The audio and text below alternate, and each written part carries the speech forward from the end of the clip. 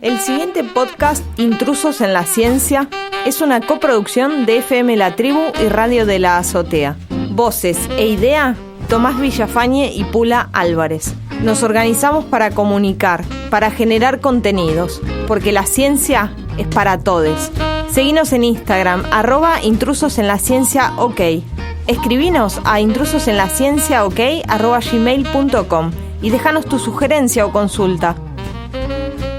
Bienvenidos y bienvenidas a este tercer capítulo de Intrusos en la Ciencia. El capítulo se llama Medio Ambiente, una nueva esperanza.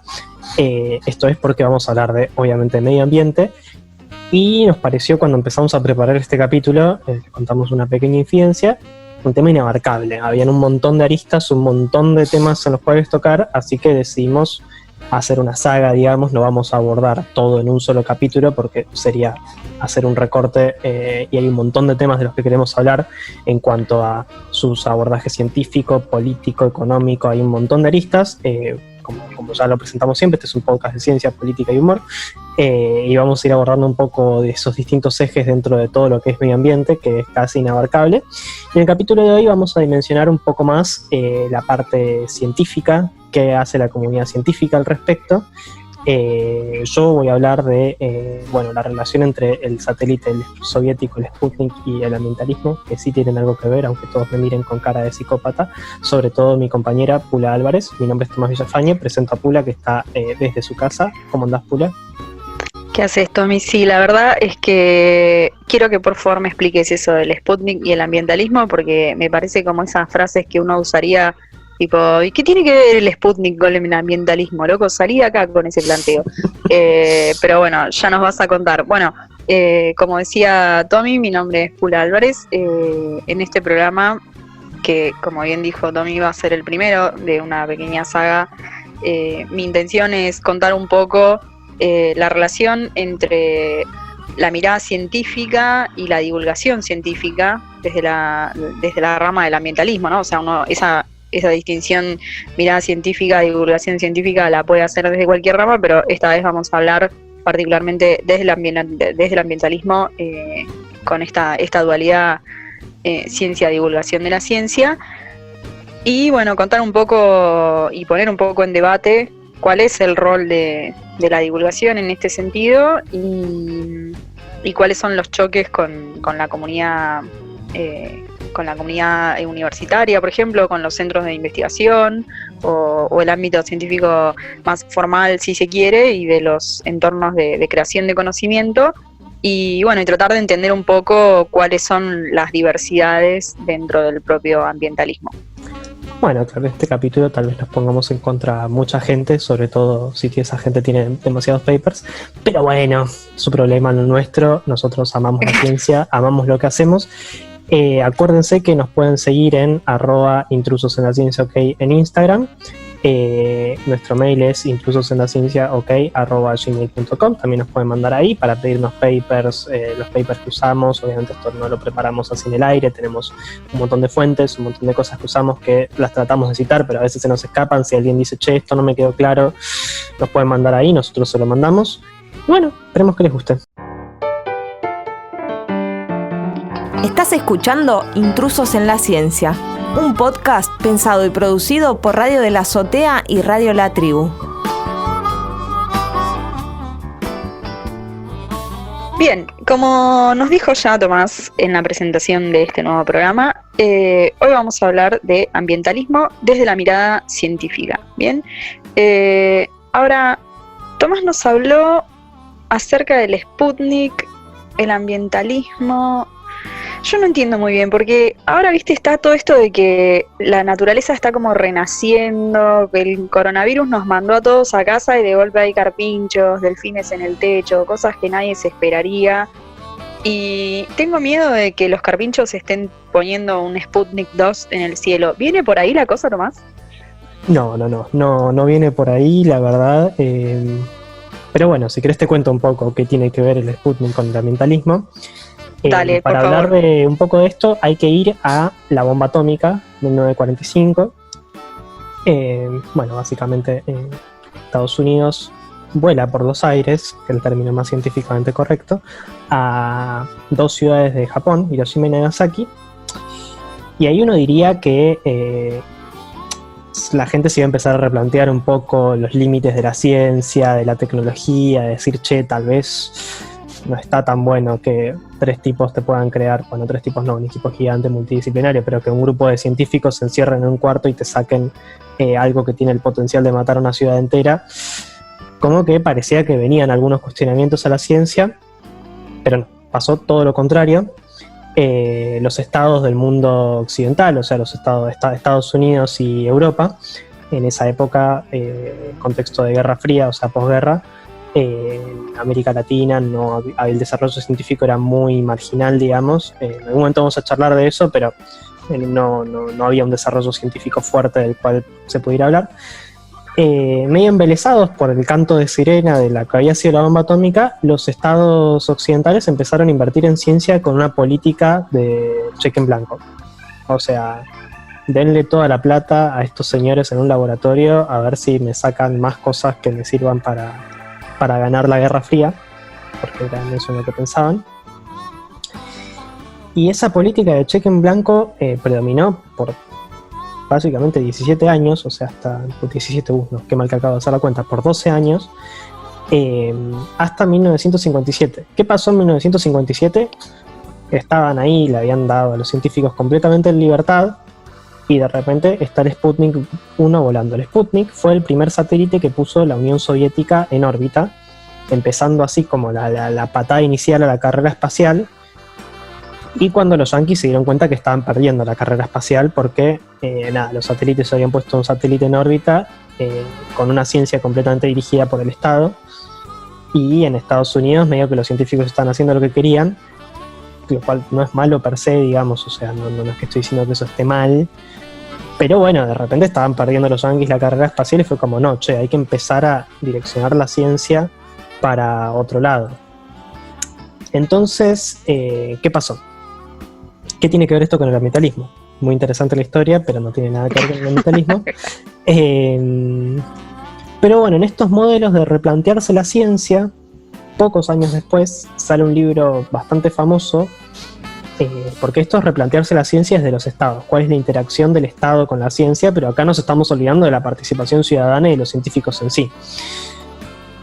Entonces, en el 57, con el Sputnik, cambió la visión de los estados sobre la ciencia. Ahora, en el 62, una bióloga marina llamada Rachel Carson, que es conocidona, digamos, en algunos lugares se la llama la madre del ambientalismo. Algunos dicen que eso es una exageración, pero bueno, es una discusión en la cual no me voy a meter porque... ¿Quiénes somos para juzgar?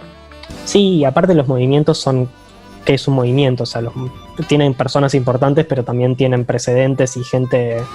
que tal vez no tiene nombre y que es parte del movimiento que también hay que tenerla en cuenta. Entonces, bueno, un berenjenal en el cual no me voy a meter.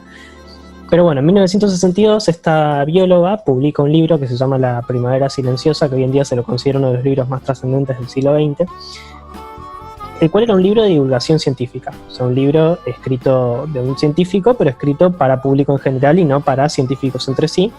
Algo que venimos charlando mucho, a los científicos les gusta mucho leerse entre sí y no tanto compartir ese conocimiento y charlar con la sociedad. Entonces esto ya y en los 60 eso era súper disruptivo, publicar un libro de divulgación.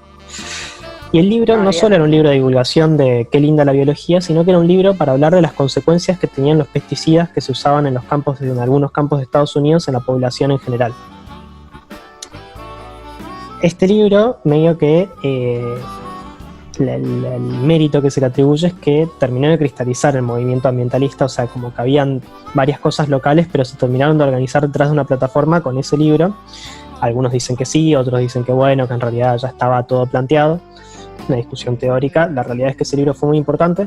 De hecho, Rachel Carson fue a exponer al Congreso de Estados Unidos. Los medios de la época la tildaron de comunista, de loca, bueno, porque aparte, o sea, era mujer, ambientalista. ¡Ay, Dios! Claro. Como... Tenía todo lo que no. Claro, pero bueno, fue algo importante. Murió pocos años después, no llegó a ver la dimensión completa, porque aparte el ambientalismo fue muy fuerte en los 60 y 70 en Estados Unidos. Pero sí dejó como un planteo a la forma de hacer ciencia, porque la realidad es que los científicos, librados a su leal saber y entender, medio que estaban rompiendo todo, porque digo, el pesticida no es que lo desarrolla, o sea, sí, hay una empresa malvada detrás, o la Monsanto, pero también hay una persona que lo desarrolla, entonces en esas cosas como que empezó un poco a replantearse la manera de hacer ciencia y el rol del científico dentro de el ambiente, digamos, de la sociedad. Entonces, bueno, esa es un poco la relación entre el Sputnik y el ambientalismo, que en la misma época dieron por tierra a un modelo, a una forma de hacer ciencia de cheque en blanco que evidentemente no estaba funcionando. Por un lado, porque primero que le estaban perdiendo la guerra contra los soviéticos porque estaba dirigida por el Estado y estaba mucho más focalizada y, bueno, por eso tuvieron que replantear, y por otro lado, por movimiento que les surgió porque básicamente no estaban teniendo en cuenta las implicaciones y que puede tener un trabajo científico como puede ser el desarrollo de determinada semilla o de determinado pesticida. Genial. Bueno, por lo visto, medio como que había distintos modelos de ciencia, distintos modelos de Estado, distintos modelos de ética científica, distintos modelos de relación ciencia-sociedad. La verdad que los 60 sí que estuvieron picantes, ¿no? Una época complicada.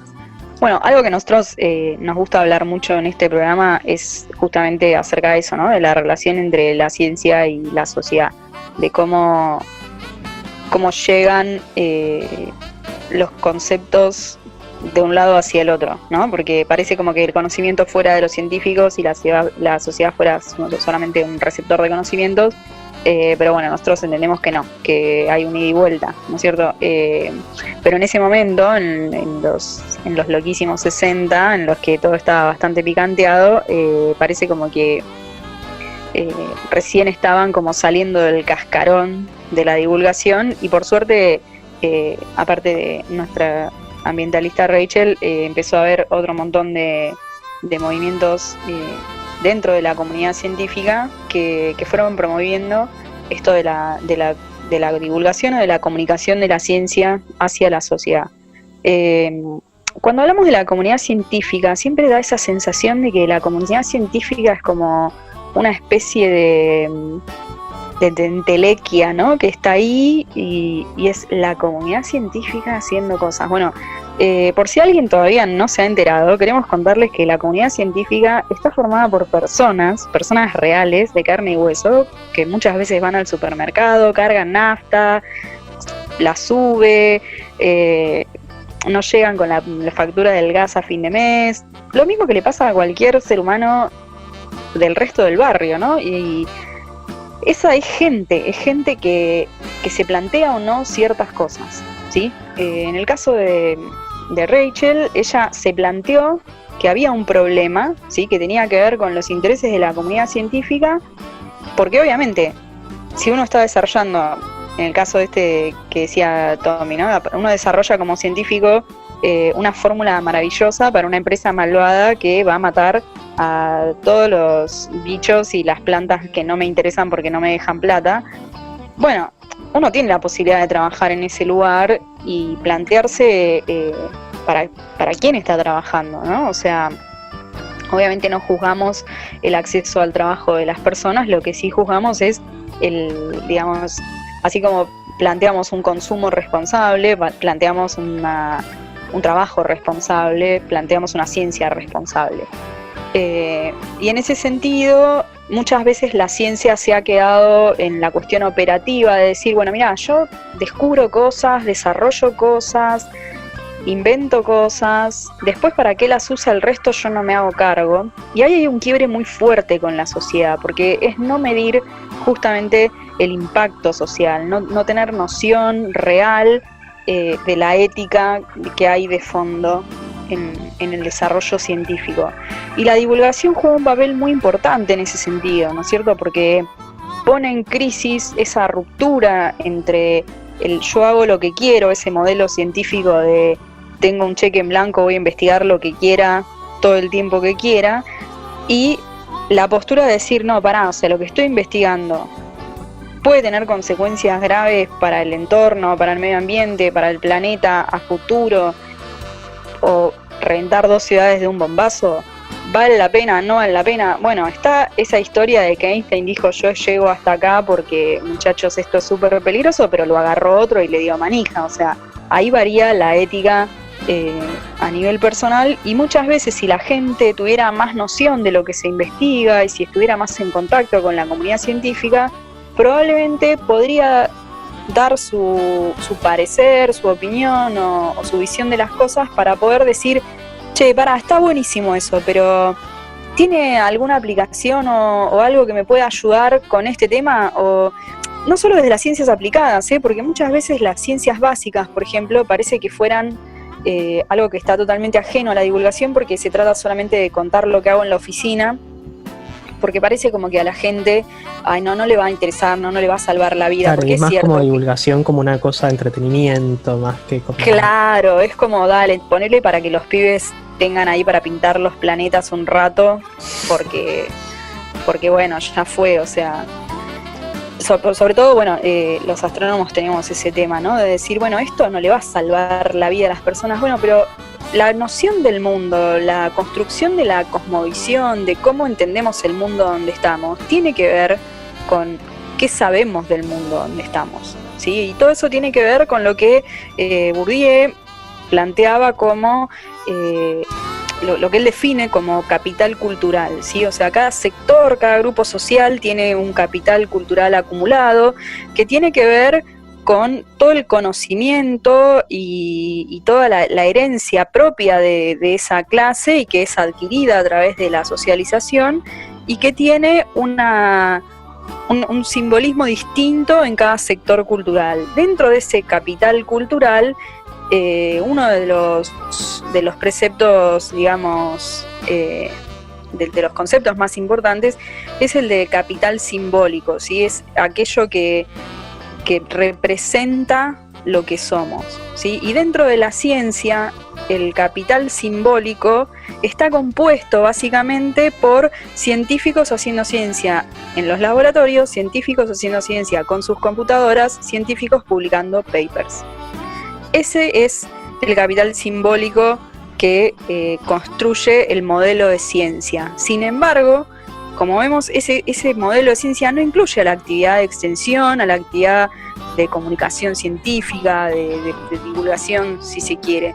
Dentro de las universidades no está fomentado como una parte de la carrera, no es parte de la formación académica en general, en algunas universidades sí, y que esté fuera y que esté desligada de esa entelequia que es la comunidad científica, hace que la ciencia esté desligada de los intereses de la vida real de las personas. Sí, encima está, de cierta forma, dentro de una carrera científica está hasta indirectamente castigado a hacer extensión, que es esto de relacionarse Totalmente. Con la comunidad y divulgación científica, por una cuestión de que yo lo he visto, digamos, todos los que hayamos transitado una universidad, una carrera de ciencias, lo hemos visto, que tal vez alguien labura en un proyecto de extensión repiola, por ejemplo, en trabajar con gente en situación de encierro, temas de astronomía, o ir a una provincia a laburar con la comunidad para buscar agua. Esos son laburos que se hacen, pero mientras vos estás haciendo eso, invirtiendo tu tiempo, tu plata, etcétera, en hacer esas cosas, tal vez hay otro pibe que a la vez está, se mata estudiando y está laburando en publicar un póster para un congreso científico, y en última instancia el que va a terminar consiguiendo más cargos, más rentabilidad, más difusión de su persona, va a ser el que se quedó encerrado en su casa. Claro, el que tiene más posibilidades de ascenso, más si es hombre, pero el que tiene más posibilidades de ascenso va a ser siempre el que se quedó haciendo eso y no el que invirtió un montón de tiempo en hacer algo súper interesante y súper...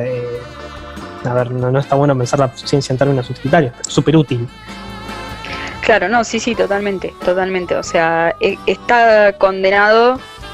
es como si la ciencia viviera en cuarentena, está condenado a salir a la calle. Bueno, y ya que estamos un poco, ya que nombraste cuarentena, yo ahora lo que quiero traer, cambiando un poco el eje, es pensar un poco en esto que se hizo muy popular más en los primeros meses. Ahora ya medio que ya nos olvidamos de lo que está pasando, como que ya son otras las discusiones, pero que era esto de, bueno, el medio ambiente está sanando, ahora que estamos todos en nuestras casas, se respira mejor aire, al final la humanidad es el virus. Fue algo que se dijo un montón. Bueno, los delfines en el riachuelo, muy chistoso. ¿Alguien vio delfines en el riachuelo? ¿Eso es real? No, era un fake, pero bueno, más de una persona se lo creyó. Lo de los cocodrilos en Venecia, había mucho fake dando vueltas, pero bueno, es verdad que habían algunos lugares que de repente se llenaron de carpinchos corriendo por las calles y cosas así, porque el humano se retiró, y es verdad que las emisiones de un montón de zonas productivas bajaron, porque al estar las fábricas paradas, por ejemplo, bajó las emisiones de dióxido de carbono y de contaminantes. Lo que yo quiero traer con respecto a esto es algo que leí en La Vuelta al Mundo, que es un blog de activismo climático, y que ahí me puse a buscar un poco más, pero una nota de opinión que habla de que el ambiente en realidad no se beneficia de una pandemia, porque esto de pensar el ambiente como la naturaleza antes de la revolución industrial, como que en realidad lo que nosotros tenemos que aspirar hoy en día es volver a estándares de pre-revolución industrial, que es un poco el discurso que hay por detrás de, mirá, ahora que los humanos se van, la naturaleza vuelve, es pensar el medio ambiente y el planeta Tierra de una manera muy poco realista, digamos, es de lo que habla acá, porque el ser humano es parte del medio ambiente, o sea, nosotros somos parte del planeta Tierra, y lo que tenemos que discutir no es cómo retirarnos, o sea, digo, porque mientras uno dice, mira, los cielos de China se están limpiando, y mientras hay gente muriéndose, gente quedándose sin trabajo, hay un esquema de producción que es insostenible, obviamente, pero bueno, evidentemente si se para, se empieza a morir la gente se está muriendo por un virus, no es que está en su casa porque está en pantuflas y jugando al Age of Empires todo el día, que es lo que a uno intenta hacer, pero también tiene que hacer un montón de cosas. Entonces, bueno, lo que plantea acá es que también pensar esto del ambientalismo como bueno, volvamos a 1500 y vamos todos a vivirnos al monte y a cultivar nuestras propias papas, en realidad no tiene que ser el norte al que tiene que aspirar el ambientalismo. Y lo que habla acá son de sistemas adaptativos complejos, que es una teoría, digamos, muy aceptada dentro de lo que es la ecología, pero también sirve para otros esquemas, digamos, pero es una teoría muy aceptada, en la cual básicamente se habla de que los ambientes, digamos, van a sufrir tensiones, van a tener problemas. Un determinado ecosistema no es que va a estar todo el tiempo aislado, que eso es parte de la realidad, incluso ese problema puede no ser humano, o sea, puede haber un incendio forestal porque cayó un rayo y era justo temporada seca, y ese es un problema que tiene el ecosistema y no es humano. Igual hay un montón de factores humanos, obviamente no nos vamos a poner negacionistas acá, pero bueno, es entender cómo se pueden acompañar a los ambientes para que estén en cierto equilibrio, y también entender que estos ambientes tirados a una situación de caos también es lo normal. O sea, no podemos esperar que todo sea un equilibrio como si no hubiese humanos, como si no pasara nada en el planeta Tierra, y que en realidad lo que hay que pensar es ser creativo y ver cómo ir adaptando esos ambientes y cómo ir adaptándonos nosotros para poder interactuar mejor con esos ambientes. Así que bueno, también lo que quería traer un poco con esto es que no hay un solo ambientalismo, como no hay un solo feminismo, como no hay un solo socialismo, o sea, hay muchas corrientes, y que tampoco no está bueno pensarnos a nosotros como que nosotros somos el virus. O sea, eso es como esa frase, esa reflexión medio falopa de que me llegó por WhatsApp, digamos, como esa cosa.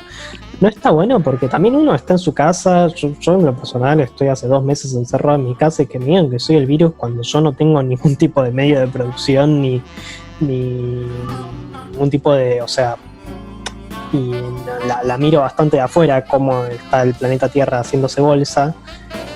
Tampoco está bueno, porque digo, deprimís a alguien que o sea, esto pequeño trailer, lo vamos a hablar en la próxima entrega, las dimensiones económicas y cómo interviene esto en el medio ambiente, pero digo, tampoco podés estar insultado. O sea, es fuerte que te digan que sos un virus, o sea, que vos sos el mal del planeta Tierra cuando vos no pediste nacer y lo único que estás es nada, viendo si te bajas un tutorial de yoga o si haces una receta nueva y de repente te tenés que pensar que eso es el virus, estás preocupado por la salud de tu familia, estás viendo cómo quiebran negocios, cómo el sistema de las villas, que es un drama, y encima te tenés que fumar que te llega una cadena de WhatsApp diciéndote el humano es el virus, y es como, bueno, pará, o sea, estoy haciendo lo mejor que puedo.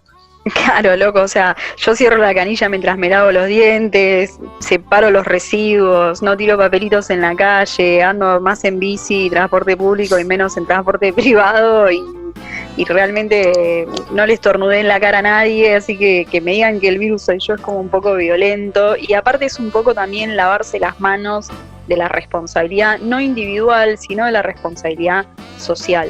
Sí, porque algo que esas posturas muchas veces no ponen en discusión es que, primero, que ese tipo de posturas no hace más que avalar de alguna manera ese miedo de decir que, bueno, esto también lo vamos a trabajar en la próxima entrega de ambientalismo cuando hablemos de la dimensión económica, porque hay un contrafrente, ¿no? Hay alguien que dice, no, el ambientalismo no tiene que avanzar, y no estamos yendo hacia un mundo cada vez más verde en el sentido de que es un mundo más sustentable y demás, porque hay intereses económicos de fondo, y el virus son los humanos. Lo que hace es darle al otro, a ese que está en contra del ambientalismo, la posibilidad de decir, ven, quieren que exterminemos a los seres humanos, no puede ser. Los seres humanos necesitan empresas, así que si exterminamos a los seres humanos, primero van a querer exterminar a las empresas, así que si yo soy dueño de una empresa, me siento re mal por lo que vos acabas de decir, así que voy a tirar más dióxido de carbono y voy a decir que vos sos un infeliz que no puede hablar, y el ambientalismo es todo mentira por la culpa de esa señora tía que compartió que el virus éramos nosotros. Parece que estamos exagerando un poco, pero bueno, está bien, se entiende. Pero hay una conexión, digamos, en la responsabilidad de los discursos. En la responsabilidad de los discursos. Me gustó mucho eso que dijiste, Tommy, de la diversidad y de los distintos ecologismos, ¿sí? La propia, las grietas verdes, ¿no? O sea, esto de que adentro del propio movimiento hay distintas interpretaciones. Habrá gente con posturas más extremistas, menos extremistas, gente que aporta más a la discusión en la vida cotidiana de las personas, y gente que aporta más a la discusión económica o de productiva, y gente que apuntará sus debates a las cuestiones del rol del Estado y demás. Y de alguna manera son todos factores que se van poniendo de acuerdo, o que deberían ir poniéndose de acuerdo para avanzar en esto de un mundo más sustentable y con más conciencia ambiental. Y dentro de esa conciencia ambiental es sumamente importante entender el rol de las universidades, porque en las universidades es donde se forman los profesionales que van a tener la posibilidad de decidir a qué le van a apostar. Le van a apostar al modelo que viene funcionando y que viene destruyendo no solamente el medio ambiente, viene destruyendo un montón de cosas, porque el medio ambiente es una de las facetas de todo lo que anda mal por culpa del capitalismo. No es solamente las emisiones de dióxido de carbono, es la gente que vive mal, la gente que no tiene agua potable para tomar, la gente que no tiene para comer, hay un montón de cosas que... ¿no? La gente que le ponen una mina de oro a cielo abierto a 10 kilómetros de su pueblo y los dejan sin agua. Contaminan, claro, o sea, de repente tenés lugares que no pueden plantar ni un cactus porque no hay agua ni para un cactus porque se la chupó toda la mina. Bueno, eso tiene que ver con el compromiso de los profesionales, ¿sí? Y para tener profesionales realmente comprometidos en ese sentido, necesitamos universidades realmente comprometidas en ese sentido. Y hoy, así como ya nos separamos de enemigo a todo el sector privado y productivo, nos vamos a ganar como enemigos también a las universidades, porque llamamos a las universidades a que replanteen la formación académica para que realmente esta tenga una diversidad de miradas sobre este asunto que permita que la diversidad de grupos que trabajan en el ambientalismo pueda generar distintas medidas de acción en conjunto con estos profesionales de las universidades, y que podamos entre todos sacar adelante estas propuestas de planetas que podemos conservar, cosas más sustentables, economías verdes y todo el paquete del compromiso ambiental. Claro, es muy loco cómo estaba eso que decía Greta Thunberg, a la cual desde acá la bancamos un montón, pero que decía, no me escuchen a mí, escuchen a la ciencia, el 97% de los científicos está de acuerdo con que hay un cambio climático, y eso es real, es innegable que hay un cambio climático, pero a la vez, como vos decías, nuestras mismas universidades están también formando científicos para, por ejemplo, irse a trabajar a Shell o a Vaca Muerta. Bueno, ahora que ya no es más rentable económicamente, tal vez no, pero que por mucho tiempo el proyecto fue ir a Vaca Muerta a hacer el fracking, que el fracking es malo, digamos, o sea, hay excusas para decir, bueno, en realidad puede no ser tan malo, porque no, el fracking es malo, y esto es una posición, digo, está basada en estudios científicos, también es una posición política, o sea, hay gente que dice, bueno, es medianamente malo, pero la rentabilidad económica es más importante. Bueno, eso lo vamos a discutir en el próximo capítulo, ya venimos tirando trailer así a lo loco. Sí. Pero bueno, por eso lo queríamos dividir en varios capítulos, porque hay más de una dimensión en la que se puede trabajar este tema. Pero bueno, también no solo con el tema del fracking, por ejemplo, las facultades de agronomía, quizás una facultad de agronomía, por lo menos ejemplos en la UBA y La Plata, no son el resto del país, pero todo da a entender que va por ahí también. Y medio que hay una ultra grieta entre los que se van, los que son tipo, bueno, voy a armar la semilla más mutante que consiga para Monsanto, y los que están con los temas de agroecología, de pensar la alimentación desde otros lugares, de pensar también en la dimensión de la salud. Pero digo, esas son discusiones que están para dentro de la comunidad científica. Entonces también decir que bueno, que todos los científicos están de acuerdo con que el cambio climático, hay problemas con el medio ambiente, hay que repensarlo también, porque como hay un montón de científicos que están laburando un montón para atenuar impactos, para caracterizar cosas sobre el cambio climático, también hay un montón que están re tranquilos haciéndose multimillonarios a costa de poblaciones indígenas, a costa de talar bosques nativos. Digo, o sea, si vos desarrollás una semilla y talan un bosque nativo para cultivar esa semilla, y bueno, algo de responsabilidad tenés, esa por lo menos es mi opinión, digamos. Claro, es como que el 97% de los científicos está de acuerdo en que hay cambio climático. Lo que no aclaran es si hay acuerdo o no en qué van a hacer respecto al cambio climático. Me parece que ahí está la nueva grieta también.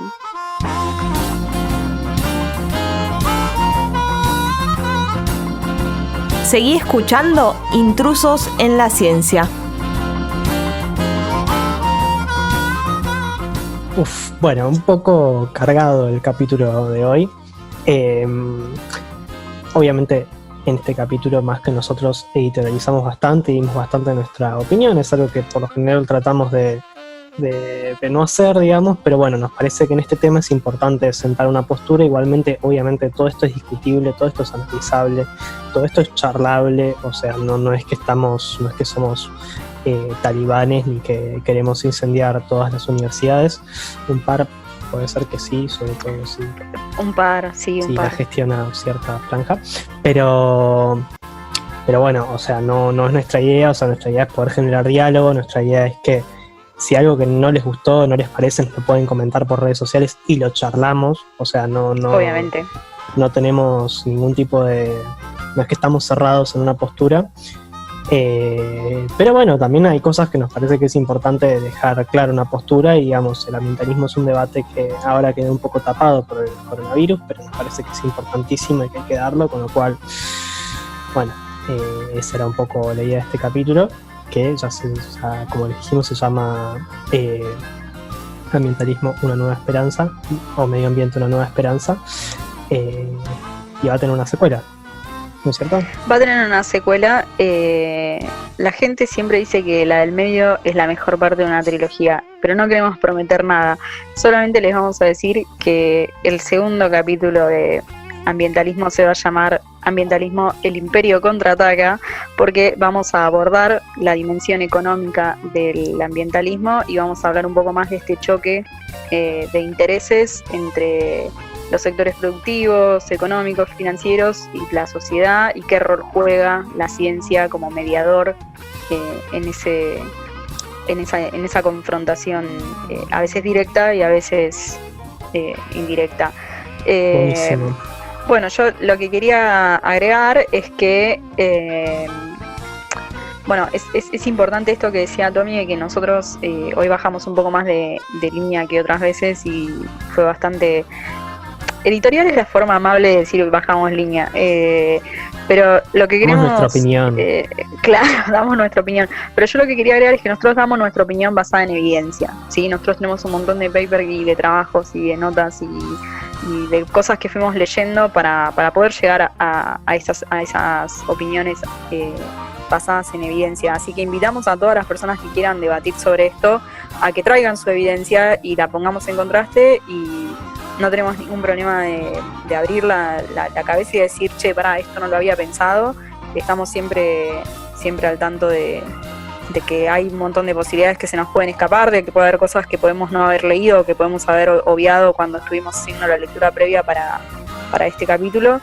Y está buenísimo que si alguien viene y quiere interactuar desde la evidencia, no hay ningún problema. Sí somos talibanes en el sentido de que no discutimos con opinólogos, discutimos con personas con evidencia. Tal cual.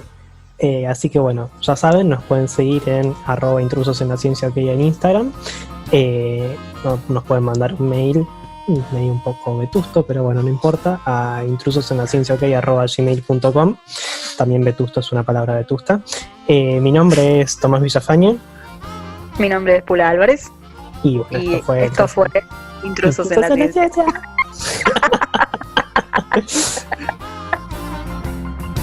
Estábamos escuchando Intrusos en la Ciencia, una coproducción de FM La Tribu y Radio de la Azotea. Voces e idea, Tomás Villafañe y Pula Álvarez. Nos organizamos para comunicar, para generar contenidos, porque la ciencia es para todos. Seguinos en Instagram, @intrusosenlacienciaok. Escribinos a intrusosenlacienciaok@gmail.com y dejanos tu sugerencia o consulta.